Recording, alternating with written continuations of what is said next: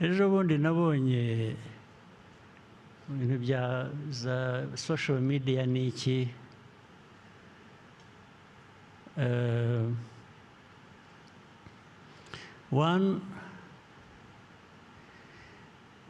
nabonye bavuga ko yewe ntegura umukobwa wanjye kuzayobora igihugu, ariko jye uwanteguye ninde? Mbanze mbabaze. Rero hanyuma ariko ndababwira n'ibindi. Jyewe wanteguye ninde? Ntabwo nateguwe na data, ntabwo nateguwe na ni mwebwe. Kwanza mpora nababwira mwagezaho mukansezerera. Jyewe ko nanjye, ariko singiye kuvuga ngo nanjye nkaba nkamwe, oya, ntabwo nzaba nkamwe. Ndabyanze rwose ibyo ngibyo, ntabwo nzaba nkamwe. Nzabaho uko ndiho, uko nshaka, ni kuba kubi kube kubi, ni kuba kwiza, ubwo nibiba bibi nzabyishyura, niba byiza nzabyishyura. So ibyo ariko nabitwaye lightly, ariko kubera ko bindeba ndavuga nti reka nzabikoreho comment gusa mu bantu mbe mbirangije. Ariko ikindi, hari igihe ari umuryango wanjye, ari abana banjye, ni abanyarwanda nk'abandi.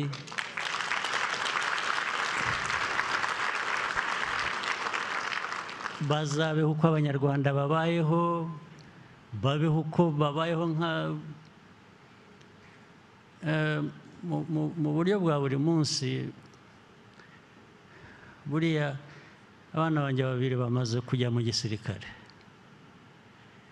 Nashatse ko bajyamo ari batatu, kuko bafite ari abahungu, ariko umwe arananira, avuga ko atabishaka.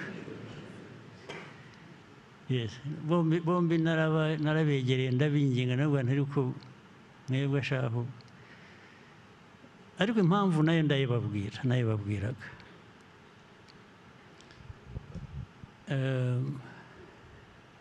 Mbaganirira amateka y'ibintu twanyuzemo n'abandi bose bakiri batoya n'iki gihugu cyacu. Ntabwo ariko mwebwe uruhare rwanyu ruzaba uruhe?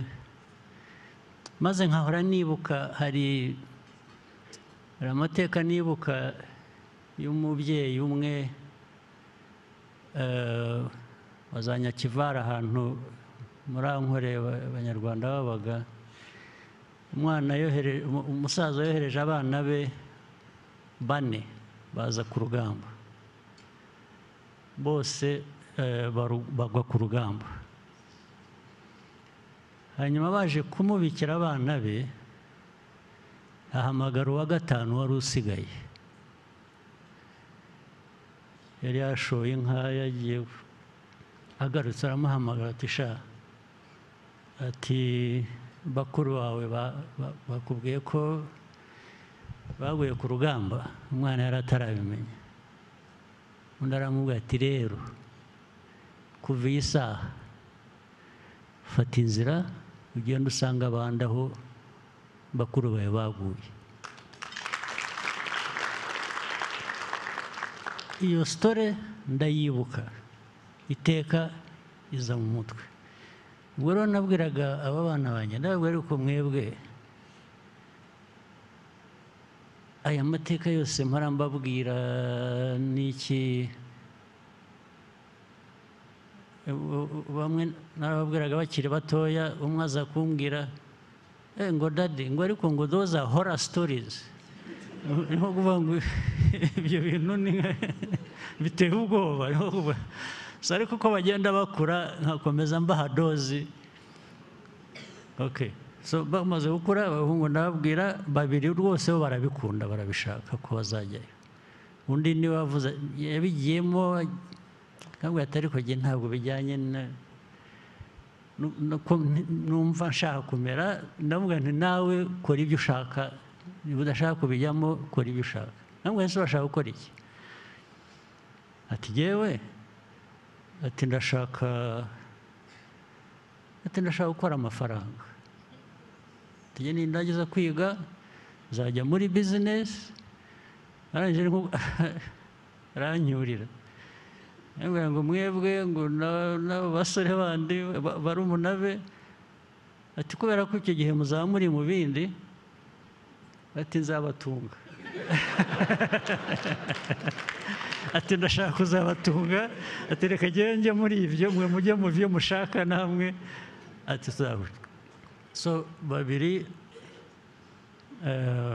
bajya mu gisirikare ndetse nabanje kubabuza ndababwira ngo babanze bige bari barangije digiri ya mbere babwira ngo bakore masters hanyuma muzabone baravuga ngo ya mureka babanze bajye bakiri bato twabwiwe ko mu gisirikare habamo no kwiga bati dushobora gukorera izo masters mu gisirikare ndabemerera kandi numvise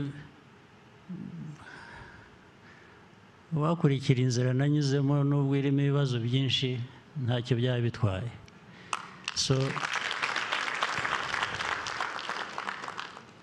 ariko rero icyo mvuga ni ukuvuga ngo ntababwiraga ariko abana b'abandi twose twakuranye twarwanye ku rugamba n'iki namwe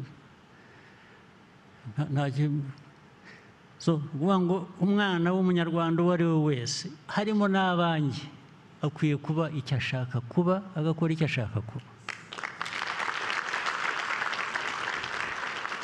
icyo mvuga rero ni uko uwo mukobwa ngo uzagera perezida ntabwo nagira umuntu perezida ntibibaho ntabwo byakunda wenda nawe ntanabishaka ibyo ubwo ni politiki iri aho ikwiye kujya muri puberi gusa nta handi yajya so nagira ngo ngende nsoza mbabwira ko dukwiye kuba dufite politiki ifite purpose ifite vision ifite commitment ariko n'abantu batubonamo natwe tubonanamo nka kureba nkabonamo ukandeba ukayimbonamo bikareka byo kuba kubeshyana ntaho bigera intambara zindi za buri munsi ndizera ko Nduhungirehe yaba yazibabwiye ibya Kongo hakurya aha n'iby'iki ntabwo wabibanyuriyemo hari icyo utavuze nababwira hari icyo wumva wasize inyuma nabanyuriramo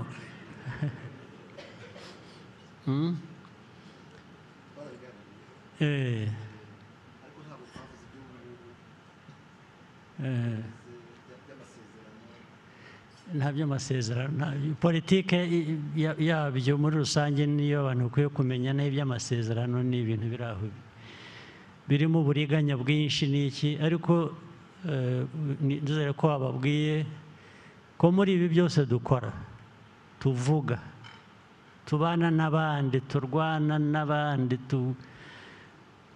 twaciye umurongo kera uvuga ngo igihungabanya u Rwanda cyo ntabwo twakihanganira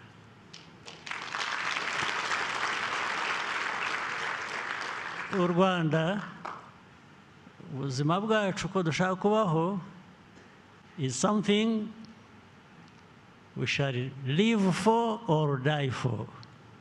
So there are no two ways about it. Ibindi reka nzabivuga ubundi muzongere mugire indi nama vuba bidatinze cyane murakoze cyane rero muramuka